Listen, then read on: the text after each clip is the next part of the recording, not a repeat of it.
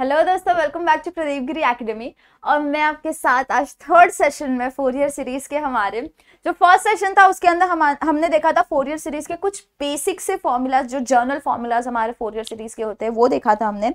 उसके बाद हम आए हमारे सेकेंड लेक्चर में, दैट इज उसके अंदर हमने देखा फोरियर सीरीज बिटवीन इंटरवल्स को कंसिडर करके हमने हमारे जो फॉर्मूलाज थे उसे डिराइव किए थे। हमने क्या किया था, सी प्लस सी कॉमा कैसा होता था, हमारे इंटरवल्स को हम कैसे लिखते थे, C comma C plus 2l लिखते थे, राइट। तो हमने क्या किया, सी की कुछ वैल्यू अज्यूम की, फिर उसके बाद हमें इसकी नेक्स्ट वाले टर्म की एल की वैल्यू कुछ अज्यूम किया एंड हमें हमारा आंसर मिल रहा था, राइट। तो यहाँ पे हमें क्या करना है, सेम वही प्रोसेस हम रिपीट कर रहे हैं, बट मैंने एक चीज नोटिस की कि कोई कोई रेफरेंस बुक में या फिर कोई कोई नोट्स में, कोई कोई यूनिवर्सिटी, कोई कोई जो कॉलेजेस है वो क्या करते हैं ना, एक थोड़ा सा अलग, थोड़ा सा कुछ हटके फॉर्मूला यूज करते हैं। वाला फॉर्मूला भी हम देख लेते हैं ताकि बच्चे ऐसा ना बोले एटलीस्ट कि मैम आपने गलत पढ़ाया। मैंने सुना है बच्चे ऐसा कहते हैं, यार कैसे कोई आपको गलत पढ़ाएगा, इतने बड़े प्लेटफॉर्म पे आके कोई कैसे आपको गलत पढ़ाएगा। ऑफ कोर्स, और मैंने भी बहुत सारे रेफरेंस बुक्स फॉलो किए हैं, बहुत सारी चीजें फॉलो करने के बाद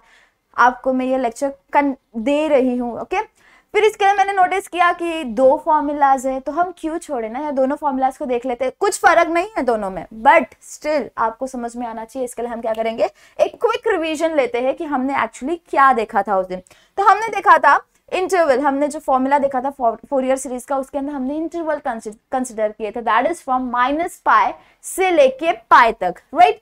तो अब हमारे पास जब हमने ये अज्यूम किया था, हमें हमारा एफ ऑफ एक्स क्या मिला था, f of x is equals to a not plus summation of n is equals to 1 till infinity a n cos n x plus summation of n is equals to 1 till infinity b n sine n x. जैसे मैंने ये formula बताया ना आपको, exactly उसी तरीके से आपको भी ये फॉर्मूला आना चाहिए। ऐसे बोलते हैं ना, जुबान पे होने चाहिए कुछ फॉर्मूलाज आपके, उसी प्रकार से ये भी एक फॉर्मूला है जो आपकी जुबान पे होने चाहिए ताकि आप एरर्स ना कर सको। क्योंकि ये जो फॉर्मूला है हमारा वो बेसिक फॉर्मूला है। जब हम हमारा जर्नल फॉर्मूला लिखते थे तो उसके अंदर कैसे होता, जब हम हमारा जर्नल फॉर्मूला लिखते थे तो उसके अंदर कैसा होता था, यहाँ पे it use to be like a not plus summation, यहाँ पे पाई होता था, मैं जर्नल फॉर्मूला लिख रही हूँ, और यहाँ पे क्या होता था, पाई बाय एल होता था, राइट। तो ये हमारा जनरल फॉर्मूला होता था। बट हमने क्या किया, यहाँ पे इंटरवल्स की वैल्यू मतलब एल की वैल्यू सब्स्टिट्यूट की है। इसकी वजह से क्या हुआ, पाई पाई नीचे से ऊपर नीचे से कैंसिल हो जाता था एंड हमें क्या मिलता है, सिर्फ ये बेसिक सा फॉर्मूला मिल जाता है। इसके अंदर हमारा जो ए नॉट है, ए एन है एंड बी एन है, वो क्या है, हमारे कॉन्स्टेंट्स है जिनके वैल्यू हमें डिराइव करने पड़ते हैं एक फॉर्मूला के थ्रू एंड हमें इन वैल्यू को सब्स्टिट्यूट करना पड़ता है हमारे फॉर्मूला में एंड हमें हमारा आंसर मिल जाता है for the Fourier series expansion करके, ओके। थोड़ा फास्ट जाऊंगी क्योंकि भाई साहब रिवीजन सेशन है, ज्यादा कुछ तो है नहीं, थोड़ा सा पार्ट रिवीजन के लिए जा रहा है। फिर इसके बाद जहां पे हमारे ए नॉट की वैल्यू क्या होती थी, 1/2π integration from -π till π f of x dx होती थी। ए एन क्या होता था हमारे पास, 1/π integration from -π till π f of x cos n x dx होता था। व्हाट इज आप b n is equals to 1/π integration from -π till π, जो हमारे लिमिट्स है। फिर उसके बाद f of x cos n sine n x dx होता था। ये हमारा था जो मैंने आपको फॉर्मूला बताया, राइट।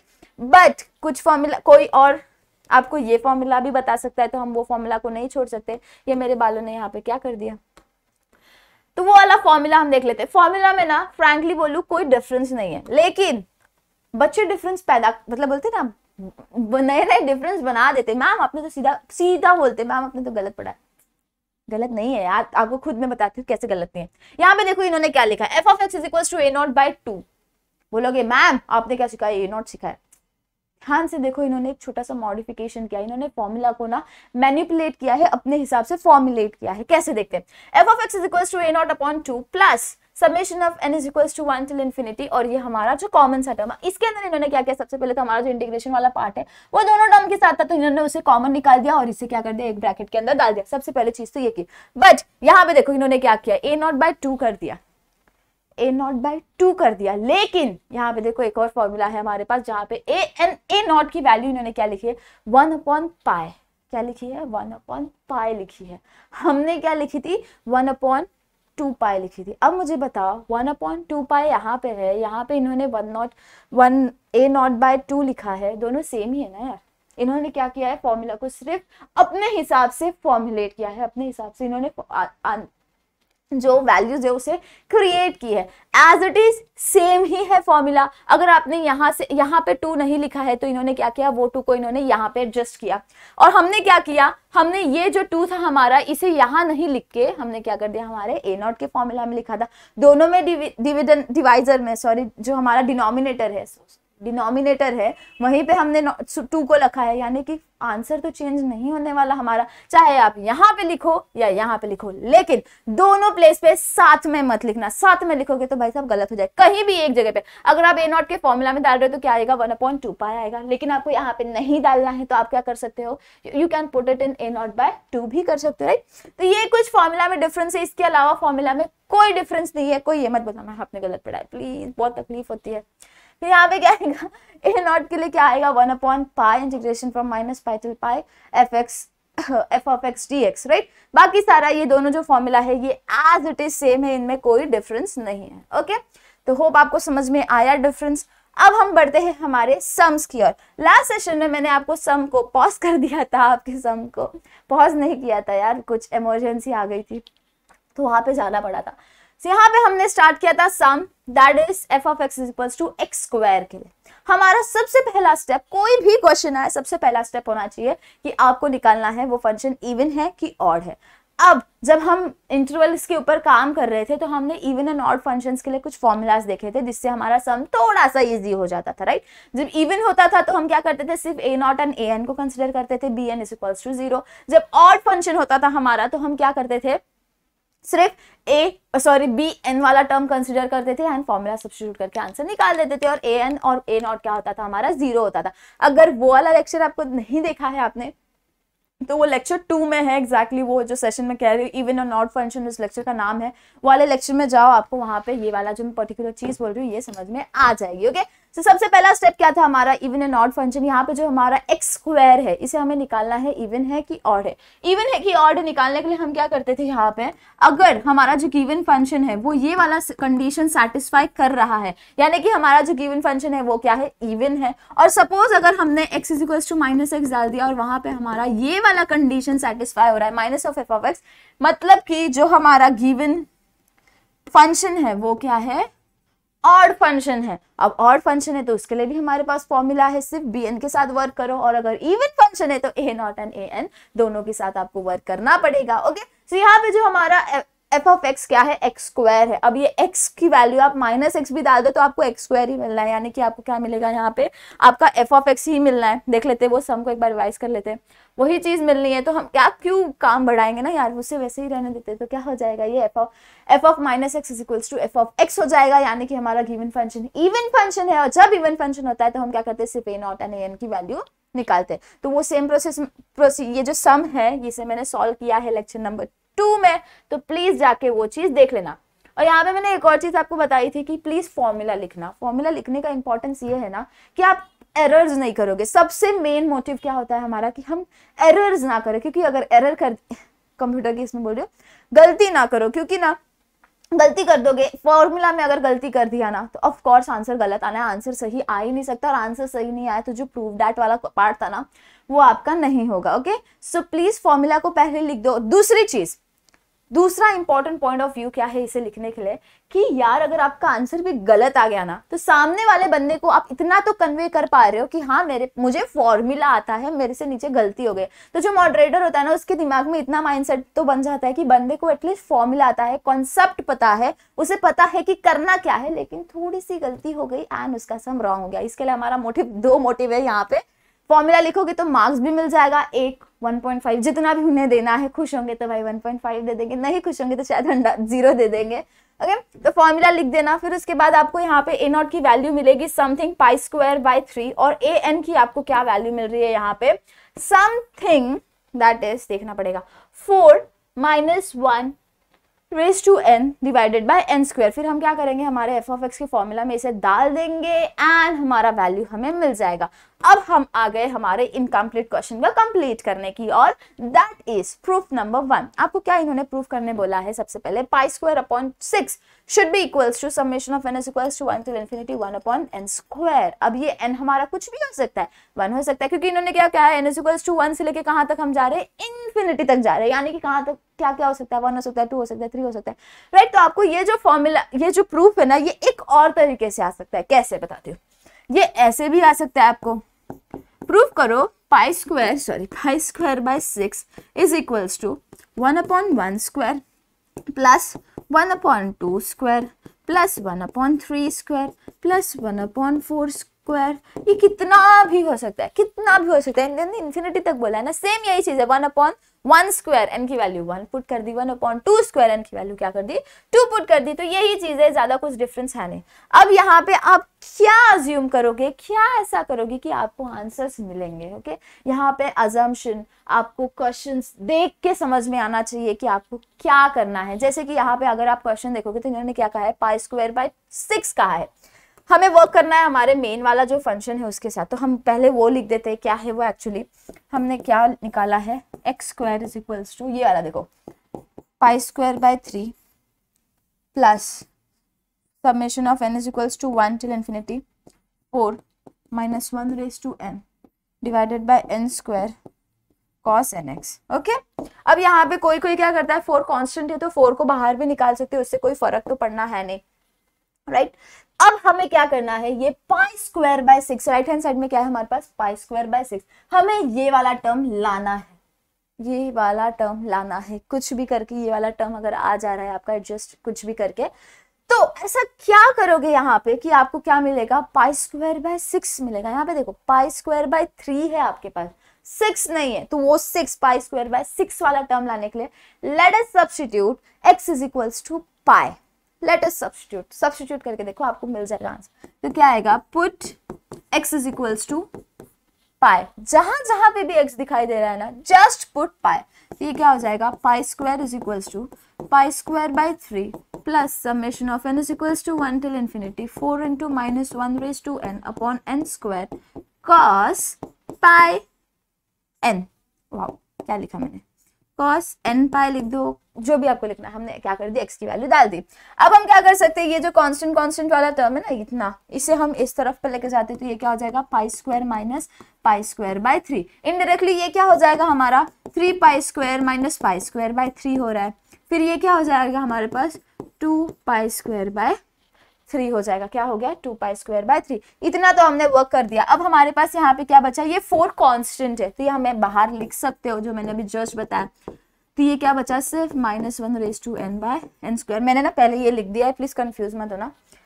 यहाँ पे क्या है हमारे पास, cos n पाई है। अब मैंने लास्ट सेशन में आपको cos n पाई की वैल्यू बताई थी। जब हम cos पाई लेते हैं तो हमारे पास 2 वैल्यूज मिलती है, या तो +1 होगा या तो -1 होगा, राइट, डिपेंडिंग अपॉन आप कौन सा साइकिल फॉलो कर रहे हो। तो मैंने क्या बताया था आपको, cos n पाई जो होता है that is equals to -1 raise to n।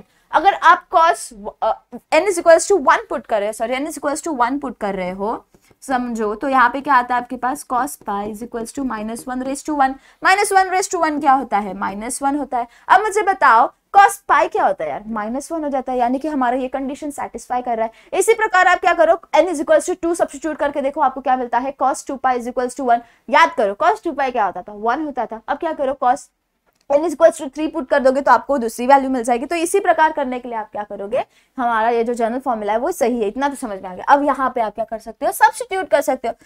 अब ये जो 4 है कांस्टेंट है ना, तो आप इसे इधर लेके आ सकते हो। तो यहाँ पे क्या आ जाएगा, 4 आ जाएगा। मैंने एक स्टेप नीचे लिखा है, बताती हूँ क्यों। तो यहाँ पे क्या आ जाएगा, 1 टिल इंफिनिटी, यहाँ पे 4 है, -1 raise to n by n square. यहाँ पे हम क्या सब्स्टिट्यूट कर सकते हैं, -1 रेज टू n सब्स्टिट्यूट कर सकते हैं।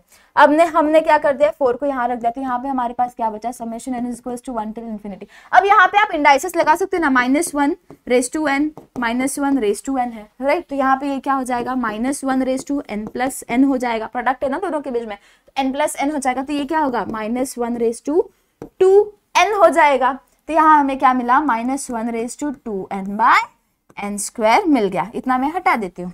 फिर नेक्स्ट क्या बचा हमारे पास, यहाँ पे देखो 2 1 जा 2 2 जा, इतना बच गया, कैंसिल हो जाएगा। तो ये क्या बचा, पाई स्क्वायर बाय 6।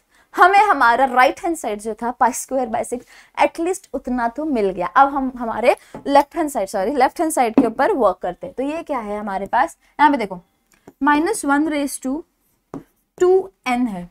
ओके, अब हम क्या कर सकते हैं, ये वाला अज्यूम कर सकते हैं ना, अब मल्टीप्लीकेशन में ये 2n ही होता है ये भी। बट व्हाट इज -1/2, या फिर -1 का स्क्वायर क्या होता है, +1 होता है। तो ये क्या हो जाएगा 1/n। अब n कुछ भी डाल दो, 1 डाल दो, 2 डाल दो, 3 डाल दो, आपको क्या मिलनी है वैल्यू, 1 ही मिलनी है। यानी कि -1/2n क्या होता है हमारे पास, 1 होता है। अब समझ जाओ, -1/2n क्या होता है, 1 होता है। क्यों, क्योंकि हम इसे कैसे अज्यूम कर रहे हैं, ऐसे अज्यूम कर रहे हो कि इस फॉर्मेट में लिखोगे तो इसका स्क्वायर क्या होता है, नेगेटिव नंबर का भी स्क्वायर लोगे तो पॉजिटिव ही आना है, तो फिर ये क्या हो जाएगा +1/n। n की वैल्यू कुछ भी डालोगे तो इधर क्या आपको मिल सकता है, summation of n is equals to 1 till infinity 1/n²। मिल गया ना यार, आपको जो चाहिए था वो चीज आपको मिल गया। अब n की वैल्यू कुछ भी हो सकती है ना, तो यहाँ पे आपको इस प्रकार से भी आपको आंसर मिल सकता है, 2² + 1/3² प्लस टिल इन्फिनिटी। तो आपने क्या किया, हेंस प्रूव्ड, आपने प्रूव कर दिया फर्स्ट वाला थिंग। अब हम चलते हैं प्रूफ नंबर 2 के ऊपर। तो मैं क्वेश्चन लिख लेती हूँ सबसे पहले। अब नेक्स्ट प्रूफ जो हमारा था उसके ऊपर, उसकी ओर बढ़ते हुए, तो ये क्या है, π²/12 is equals to summation of n is equals to 1 till infinity, that is -1/n+1 divided by n²। अब जैसे हमने ऊपर मैंने आपको कहा ना, ये प्रूफ को प्रूफ करने का एक और क्वेश्चन पूछने का एक और तरीका था, वैसे ही ये वाले क्वेश्चन को पूछने का भी उनके पास एक और तरीका है। कैसा है वो हम देख लेते हैं। ओके, ये इग्नोर करना, मैंने पहले से लिख के रखा है f(x) की वैल्यू। तो यहाँ पे हमारे पास क्या है, मैंने आपको कहा n की वैल्यू कहाँ से है, 1 से लेके इन्फिनिटी तक है। यानी कि आप एक बार क्या करोगे, इसके अंदर 1 पुट करो, n is equals to 1 put करो, तो हमारे पास क्या है, -1/n+1/n² है, राइट। तो आप क्या करो, put n is equals to 1। जब n is equals to 1 put करोगे तो आपके पास क्या मिल रहा है यहाँ पे, 1 सेकेंड, -1/1+1/1² मिलेगा। अब एनीथिंग, ये क्या हो जाएगा, 1 + 1 क्या होता है, 2 होता है, तो ये क्या हो जाएगा -1/2/1²। अब स्क्वायर है, नेगेटिव नंबर का स्क्वायर क्या होता है, पॉजिटिव होता है, तो हमारे पास क्या मिल जाएगा 1/1² मिल जाएगा। वैसे ही n is equals to 2 put करो तो क्या मिलेगा, -1/2 + 1/2²। तो यहाँ पे आपको क्या मिल जाएगा, -1/3/2²। अब एनीथिंग, नेगेटिव नंबर का क्यूब निकाल रहे हो आप, तो आपको नेगेटिव ही आंसर मिलता है, तो यहाँ पे क्या आ जाएगा -1/2²।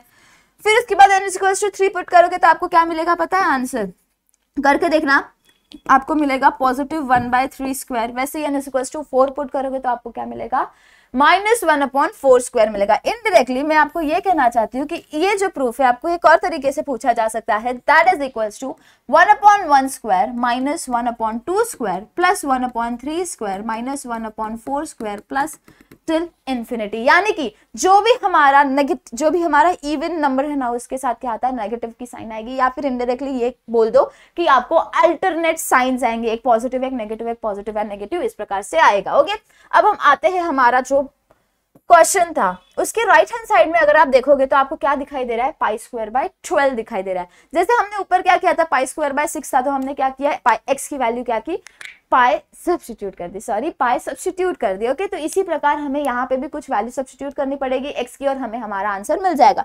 तो x की वैल्यू यहाँ पे ऐसी क्या पुट करोगे आप कि आपको आंसर मिलेगा। सो यहाँ पे देखोगे तो π²/3 है आपके पास, वहां पे कांस्टेंट है 4। इनडायरेक्टली आप अगर π²/3 × 4 कर रहे हो तो आपको क्या मिलेगा, π²/12 मिल जाएगा। यानी कि आपका जो राइट हैंड साइड वाला जो टर्म है दैट इज x², उसको टोटली एलिमिनेट करना है। उसे एलिमिनेट करने के लिए हमारे पास सिर्फ एक ही मेथड है, that is put x is equals to 0। आप क्या करोगे, put x is equals to 0। जैसे ही आप 0 पुट करोगे तो ये क्या हो जाएगा, 0 π²/3 plus summation of n is equals to 1 till infinity 4 × -1/n²। यहाँ पे भी 0 आएगा तो ये क्या हो जाएगा, cos n0। अब n0 लिखो या 0 लिखो, दोनों सेम ही है, मल्टीप्लाई हो गया तो 0 ही बचेगा। अब यहाँ पे क्या मिलेगा आपको, ये जो cos π²/3 है उसे आप इस तरफ शिफ्ट कर दोगे तो क्या हो जाएगा, -π²/3 हो जाएगा। यहाँ से ये 4 हमारा कांस्टेंट है तो इसे हम यहाँ पे लिख सकते हैं डिनोमिनेटर में, थोड़ा टंग ट्विस्ट हो रहा है।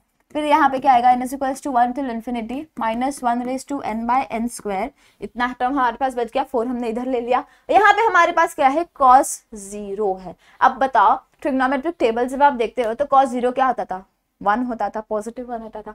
यहाँ पे क्या आएगा, 1 आएगा। प्लीज अगर आपको यहाँ पे ऐसे 1 दिखाई दे रहा है ना, तो उसे डायरेक्टली इग्नोर मत कर देना। क्यों? क्योंकि ये जो 1 है ना, ये आपको रिक्वायर्ड आंसर की ओर लेके जाता है। ओके, सो अगर 1 कहीं भी दिख रहा है फोरियर सीरीज में तो उसे इग्नोर नहीं करना है। ओके, उसे रहने देना है। ऐसे बताती हूँ क्यों। तो यहाँ पे क्या आ जाएगा, माइनस स्क्वायर था ये square, I am so sorry, by 12 is equals to summation of n is equals to 1 till infinity minus 1 raised to n by n square into 1। अब यहाँ पे देखो, हमें हमारा राइट हैंड साइड तो मिल गया, लेकिन इसके साथ एक नेगेटिव की साइन है, तो ये नेगेटिव की साइन को हटाने के लिए क्या करो, मल्टीप्लाई थ्रू आउट बाय -1 कर दो। तो क्या हो जाएगा, जितने भी नेगेटिव वाले टर्म थे वो पॉजिटिव हो जाएंगे एंड पॉजिटिव वाले टर्म नेगेटिव हो जाएंगे। ओके, तो ये नेगेटिव साइन को मैं ये 1 को अलॉट कर रही हूँ, ये 1 के साथ ये नेगेटिव साइन को ले रही हूँ। क्यों ले रही हूँ? क्योंकि हमें क्या चाहिए था, n+1 चाहिए था, यानी कि इन दोनों का जो नंबर है, इनका जो बेस है, ये सेम होना चाहिए। तो इसे सेम करने के लिए हमने ऐसा कर दिया। तो ये -1 raised to n है, डॉट -1 है, राइट।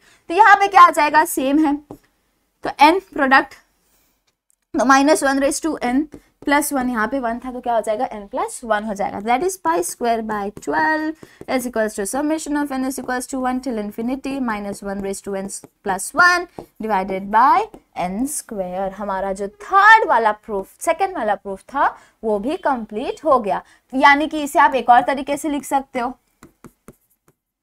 पूछा गया अगर आपको तो ऐसे भी आप लिख सकते हो इसे, प्लस इन्फिनिटी तक। ओके, अब चलते हैं हम हमारे थर्ड प्रूफ के ऊपर। मुझे क्वेश्चन लिखने दो, फिर हम देखते हैं। ओके, अब जो ये हमारा थर्ड प्रूफ है ना, ये हमें क्या कहता है, pi square by 8 is equals to 1/1 square plus 1/3 square plus 1/5 square plus till infinity. Okay, अब यहाँ पे अगर आप देखोगे तो आपके पास ना सिर्फ ऑड टर्म्स है, वो भी सिर्फ पॉजिटिव साइंस के साथ है। तो अब हम क्या करेंगे, हमारे पास जो दो हमने प्रूफ किए ना, जो दो जस्ट हमने प्रूफ किए ना, हम उसे लेंगे। क्यों? मैंने आपको वो चीजें बताई इस रीजन की वजह से। यहाँ पे देखो, हमें पाई स्क्वायर बाय 6 अगर होता था तो हमें क्या मिलता था, 1/1 स्क्वायर प्लस 1/2 स्क्वायर, सारे होल नंबर्स मिलते थे फ्रॉम n इक्वल्स टू 1 से लेके, सॉरी नेचुरल नंबर्स मिलते थे, नेचुरल नंबर्स मिलते थे। एंड उसके बाद इन सबको क्या होता था, पॉजिटिव समेशन होता था, यानी कि पॉजिटिव सबको ऐड करते थे।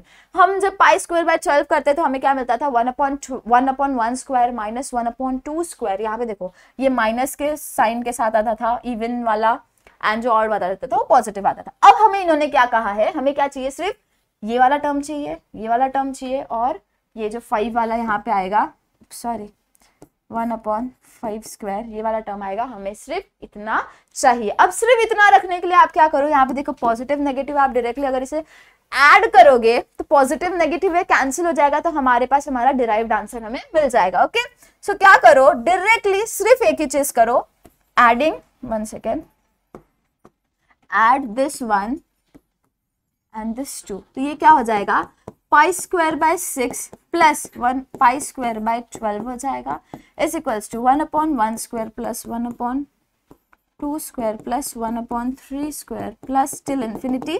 यहाँ पे आपके पास क्या मिला, 1/1 square minus 1/2 square plus 1/3 square minus 1/4 square. Okay, 4 square वाला टर्म नहीं लिखती हूँ, टिल इन्फिनिटी। अब आप क्या कर सकोगे, यहाँ पे ऐड किया है आपने तो डायरेक्टली ये वाले टर्म्स जो है हमारे इवन वाले वो कैंसिल हो जाएंगे, और इसको आप रैशनलाइज करोगे तो ये क्या हो जाएगा, आपके पास 2 pi square plus pi square by 12 हो जाएगा, यानी कि 3 पाई square by 12, direct indirectly pi square bye क्या बचा आपके पास, 4 बचेगा। ओके, यहाँ पे क्या बचेगा, 4 बचेगा आपके पास। मैंने इसे पहले सॉल्व कर दिया है।